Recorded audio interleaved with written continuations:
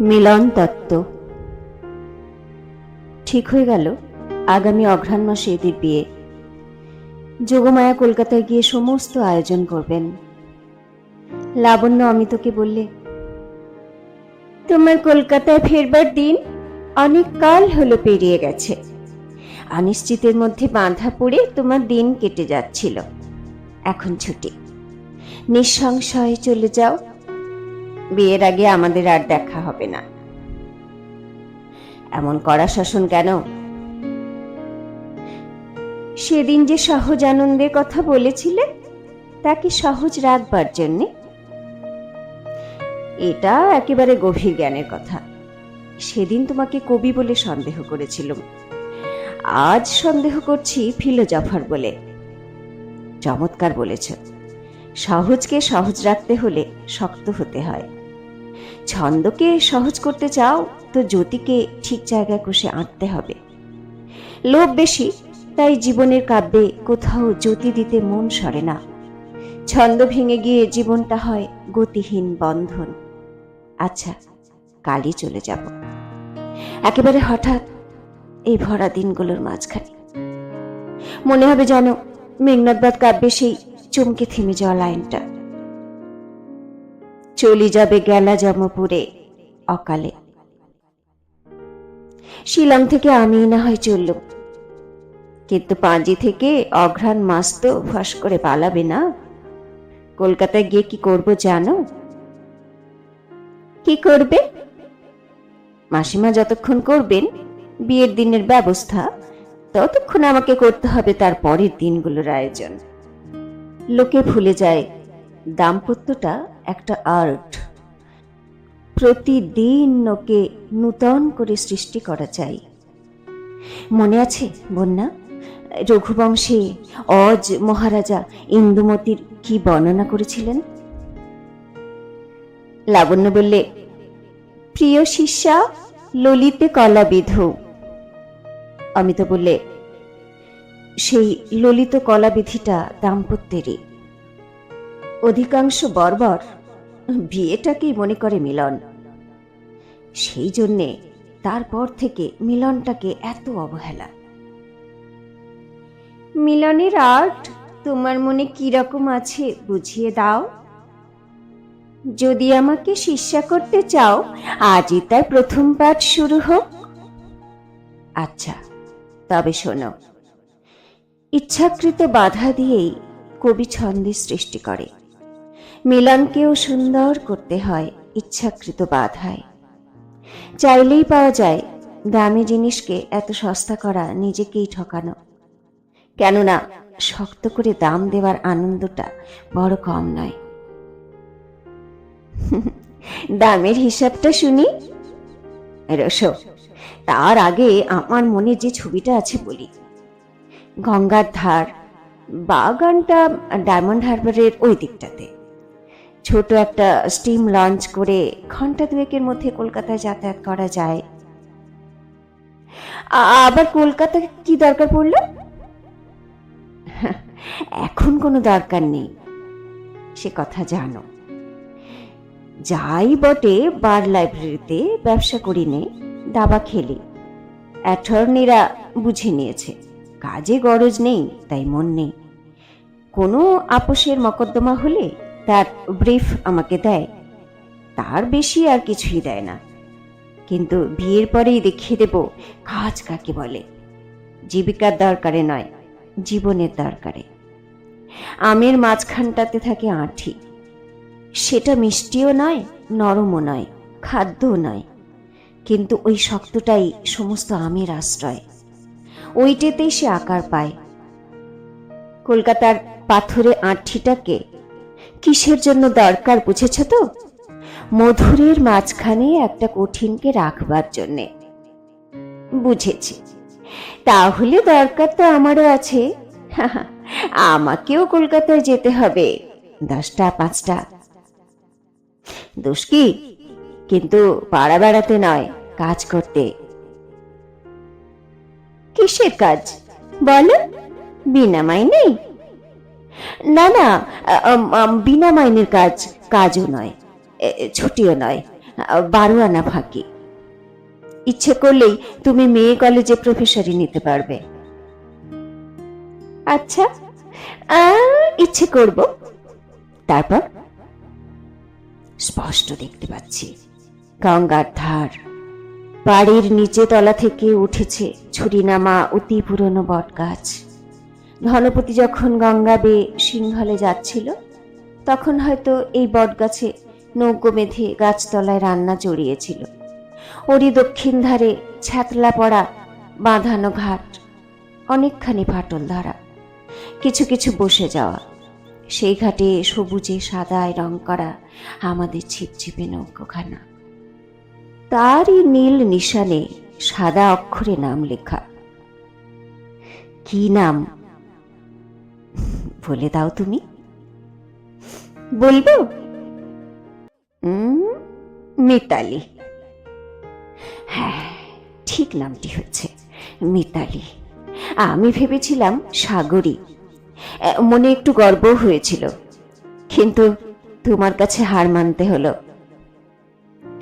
বাগানের মাঝখান দিয়ে সরু একটি খাড়ি চলে গেছে, গঙ্গার হৃদস্পন্দন বয়ে। তার ওপারে তোমার বাড়ি, এবারে আমার। রোজই কি সাঁতার দিয়ে পার হবে? আর জানলায় আমার আলো জ্বালিয়ে রাখবো? দেব সাঁতার মনে মনে, একটা কাঠের সাঁকোর উপর দিয়ে। তোমার বাড়িটার নাম মানসী। আমার বাড়ির একটা নাম তোমাকে দিতে হবে। দীপক। ঠিক ঠিক নামটি হয়েছে। নামের উপযুক্ত একটা দ্বীপ আমার বাড়ির চূড়োয় বসিয়ে দেব। মিলনের সন্ধেবেলায় তাতে জ্বলবে লাল আলো, আর বিচ্ছেদের রাতে নীল। কলকাতা থেকে ফিরে এসে রোজ তোমার কাছ থেকে একটি চিঠি আশা করব। এমন হওয়া চাই সে চিঠি পেতেও পারি, না পেতেও পারি। সন্ধে 8টার মধ্যে যদি না পাই, তবে হতবিধিকে অভিসম্পাত দিয়ে বার্ট্রান্ড রাসেলের লজিক পড়বার চেষ্টা করব। আমাদের নিয়ম হচ্ছে, অনাহুত তোমার বাড়িতে কোনো মতেই যেতে পারবো না, আর তোমার বাড়িতে আমি। ঠিক, এক নিয়ম হলেই ভালো হয়, কিন্তু মাঝে মাঝে নিয়মের ব্যতিক্রম হলে সেটা অসহ্য হবে না। নিয়মের ব্যতিক্রমটাই যদি নিয়ম না হয়ে ওঠে, তাহলে তোমার বাড়িটার দশা কি হবে ভেবে দেখে বরঞ্চ আমি বোরখা পরে যাব। তা হোক, কিন্তু আমার নিমন্ত্রণ চিঠি চাই। সে চিঠিতে আর কিছু থাকবার দরকার নেই, কেবল কোনো একটা কবিতা থেকে 2-4টি লাইন মাত্র। আর আমার নিমন্ত্রণ বুঝি বন্ধ? আমি এক ঘরে। তোমার নিমন্ত্রণ মাসে একদিন, পূর্ণিমা রাতে, 14টা তিথির খণ্ডতা, যেদিন চরম পূর্ণ হয়ে উঠবে।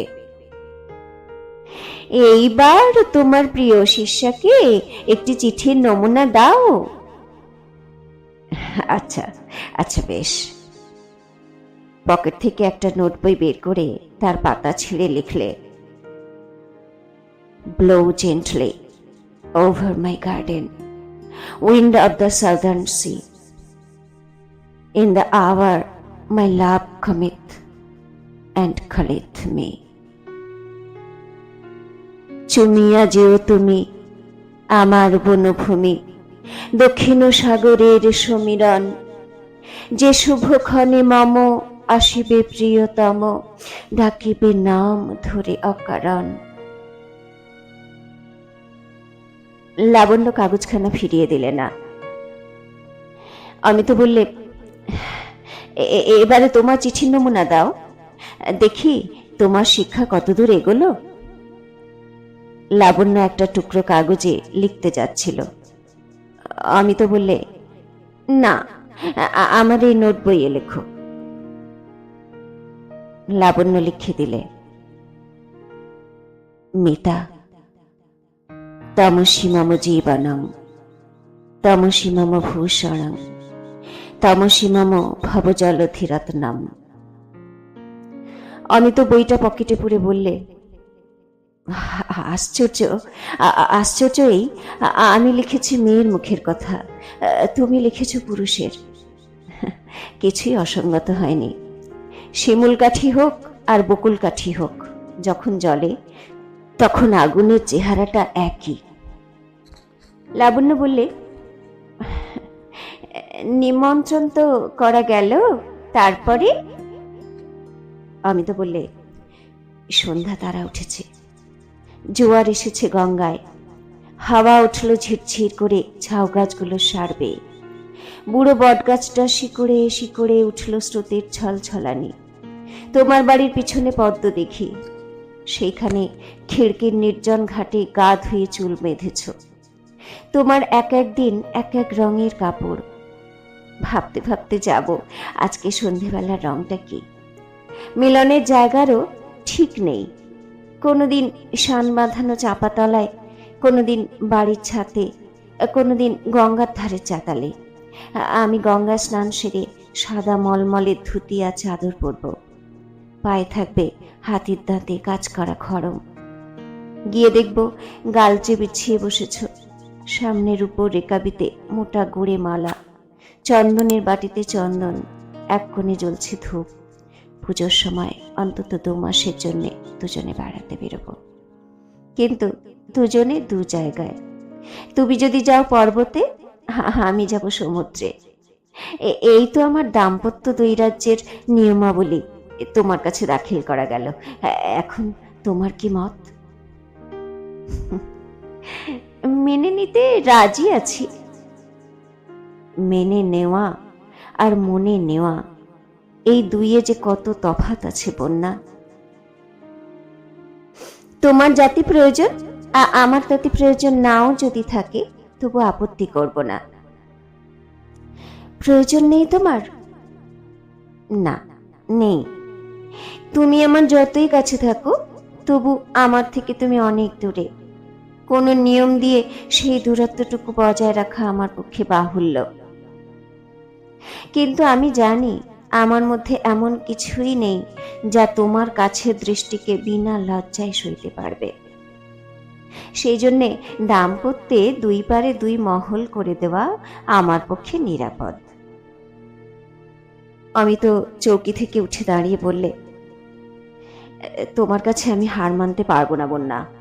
যাগে আমার বাগানটা, কলকাতার বাইরে এক পা নড়ব না। নিরঞ্জনদের আপিসে উপরের তলায় 75 টাকা দিয়ে একটা ঘর ভাড়া নেব, সেখানে থাকবে তুমি আর থাকবো আমি। চিদাকাশে কাছে দূরে ভেদ নেই। 3.5 হাত চওড়া বিছানায়, বাঁ পাশে তোমার মহল মানসী, ডান পাশে আমার মহল দীপক।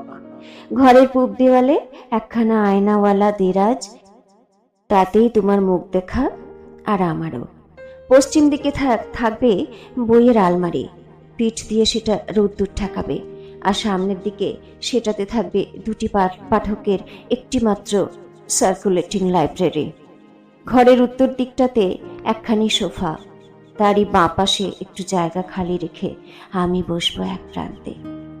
তোমার কাপড়ের আলনার আড়ালে তুমি দাঁড়াবে।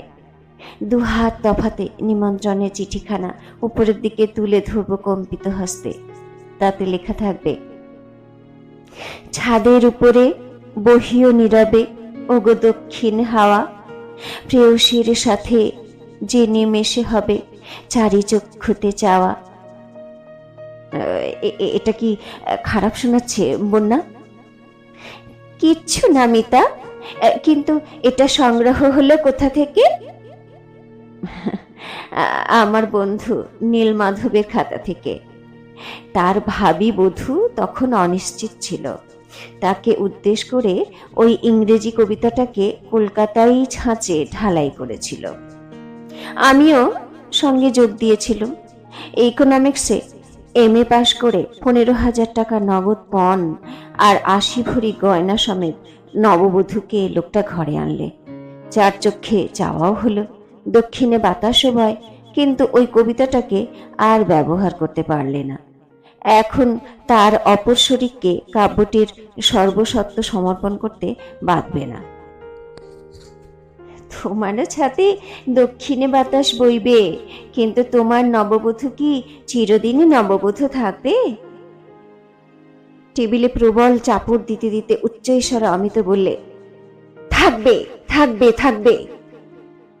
যোগমায়া পাশের ঘর থেকে তাড়াতাড়ি এসে জিজ্ঞাসা করলেন, কি থাকবে অমিত?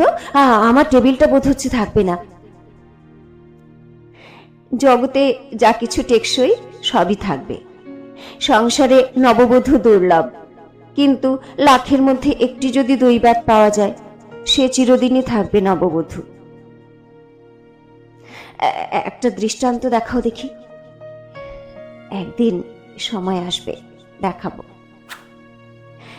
বোধ হচ্ছে তার কিছু দেরি আছে, ততক্ষণ খেতে চলো।